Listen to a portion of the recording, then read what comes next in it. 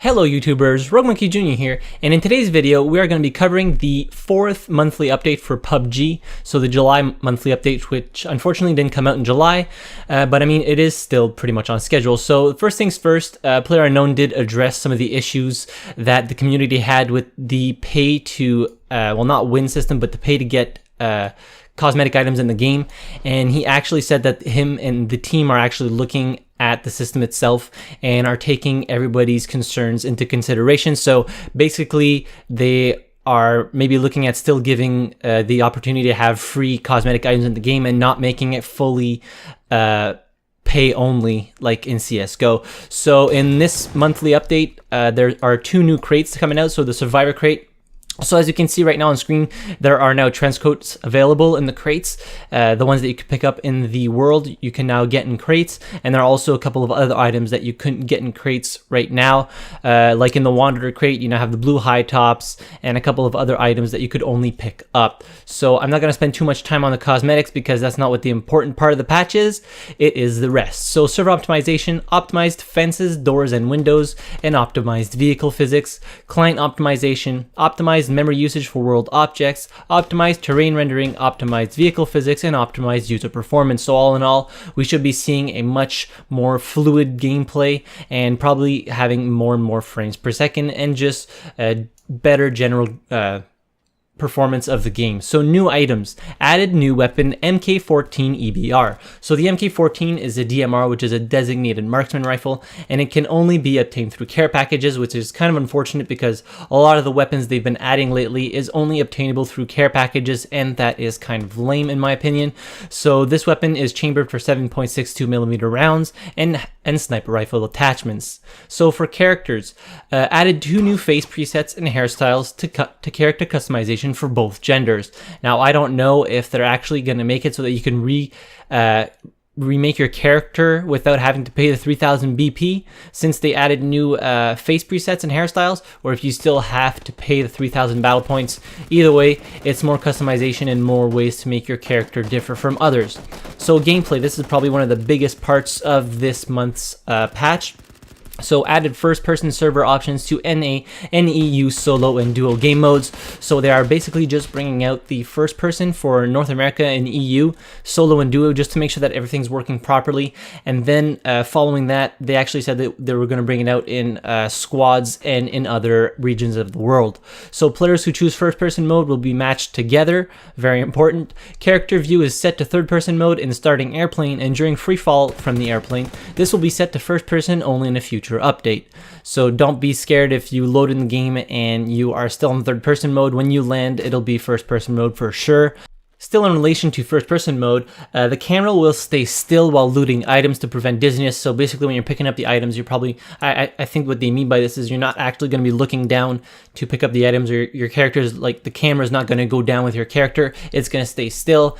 They added a new feature to report players, which is awesome. We didn't have this. You literally had to go on the forums and report the player on there. So now you can just do it from in-game.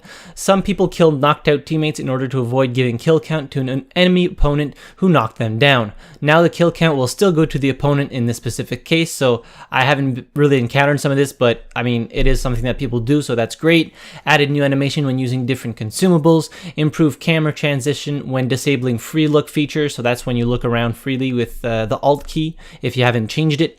Decreased the reload time of VSS. That is great because the VSS had an insanely long reload time, so it's going to make it a little bit more fun to use, if you can say so. Players may now re-enter games if they have been disconnected mid-game. This is awesome because let's your computer crashes, your game crashes, anything happens, you can actually, and you're playing with friends, so you can actually come back and rejoin the game even if you've been disconnected. So that's great. No longer will you have to wait for your friends to be finished the game, or they will not have to kill you anymore. You may now play with Xbox controllers, and we will continue to make improvements with Xbox controllers. So people who prefer playing with controllers on PC, that's for you. You can now play with Xbox controllers, and there is going to be more improvements. Sound volume difference from inside and outside of building is more obvious. That is great. I could hardly tell if people were actually inside the building or outside, so it's kind of confusing at certain points, but that's good. Added new sound effect while scoping or aiming weapon. Added new effects when a character is running or sprinting. That's pretty much irrelevant or very, very minute changes. So we're just going to move along to items and vehicles. So added a lower rail attachment slot to the SKS. That means you will now be able to put a vertical foregrip or an angled foregrip on there to further mitigate the recoil of the SKS. So that's great. It's going to make it an even better long range weapon. You may now honk a car horn when sitting in the driver's seat with left mouse click. I feel like this is going to be maybe a little bit annoying, but I mean, it is something that you should be able to do, so that's just fine. Decrease the chance of vehicle explosion after the vehicle gets stuck in objects. This is good because I can't even count the amount of times that my vehicle got stuck in a fence or on a rock, and it would end up blowing up and killing me. Kind of annoying, but at the same time, pretty funny. Vehicle driving sound will change slightly in first-person and third-person modes. Added new sound effects to motorcycle tire screech while driving. Eliminated firing delay of S1897 from pump action after reload. So now you shouldn't have a delay when actually finish reloading your pump action shotgun and being able to fire. You should be able to fire right after you have reloaded. Improved effects of boats. Added spark effects to flat tires. Reduced time of first aid kit and painkillers to 6 seconds, and reduce cast time of medkit and adrenaline syringe to 8 seconds. So everything's a little bit faster now, which means I'm gonna have to make another PUBG healing guide video because now the times have changed. Moving on to the UI. So there's a lot of stuff here. I'm just going to go over certain ones. So added more features and hotkeys to the options menu. So we're obviously going to be able to bind more stuff to our controls. Added new option for VSync. You may now designate a maximum of 2 different keys for each keybind. So let's say for crouch, you can now have 2 keys that do the same thing. Added new option to set toggle on certain actions and features.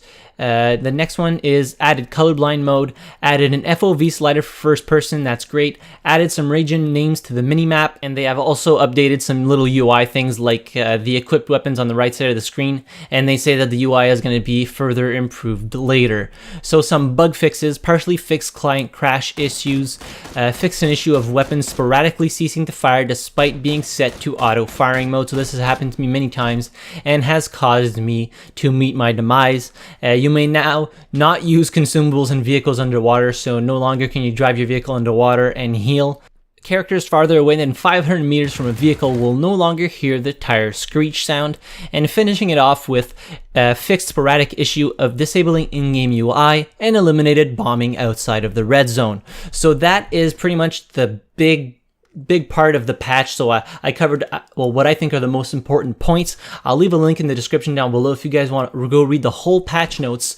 And while you're down there, be sure to leave a comment down below saying what you're most excited for in this patch, and also what you think about the pay to get cosmetics like the CSGO skin system in PlayerUnknown's Battlegrounds. And also, I'm curious, let me know if you guys are going to switch over to first person only, or you're still going to play third person. Don't forget to hit that like button if you enjoyed the video, subscribe to my channel if you haven't already, don't forget to hit that notify bell, and as always, thank you very much for watching. I really appreciate it, and I'll see you guys in the next video. Have a good one.